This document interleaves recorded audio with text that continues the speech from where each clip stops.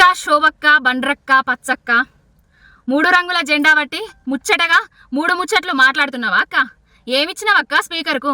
రేవంత్ రెడ్డి కేటీఆర్ గారికి చీర గాజులు పంపుతా, కట్టుకో కేటీఆర్, బస్సెక్కు కేటీఆర్ అన్నందుకు చర్యలు తీసుకోవాలని సుమోటో కేసు బుక్ చేయాలని స్పీకర్కి ఇచ్చినావా అక్క?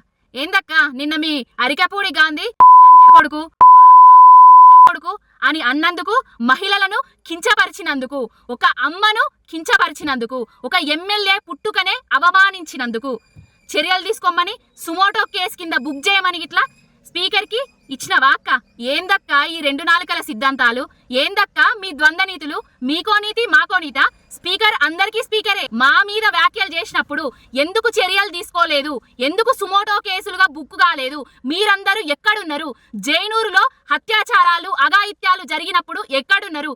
గురుకుల పాఠశాలలో విద్యార్థులు చనిపోయినప్పుడు మీరందరూ ఎక్కడున్నారు?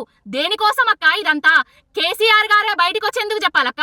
మేము అడుగుతున్న ప్రశ్నలకు సమాధానాలు చెప్పలేక మమ్మల్ని అడుగడుగున నిర్బంధాలు ఆటంకాలు చేస్తున్నందుకు మీరు, మీ ప్రభుత్వము, మీ రేవంత్ రెడ్డి ప్రభుత్వము తక్షణమే బీఆర్ఎస్ పార్టీలో ఉన్న నాయకులకు, కార్యకర్తలకు క్షమాపణలు చెప్పాలి.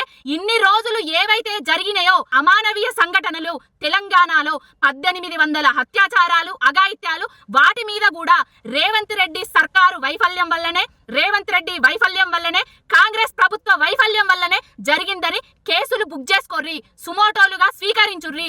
మహిళా కమిషన్ ఒక్క కాంగ్రెస్ కే కమిషన్ గా వ్యవహరించద్దు. రాజ్యాంగబద్ధమైన సంస్థలవి, అందరికీ ఒకటే, అందరికీ ఒక్క నీతే. ఇప్పటికైనా గల్లీలో ఒక నీతి, ఢిల్లీలో ఒక నీతి, గల్లీలో ఒక మాట, ఢిల్లీలో ఒక మాట అనే ద్వంద్వ వైఖరిని బందీ చెయ్యిర్రి. కబడ్దార్ కాంగ్రెస్.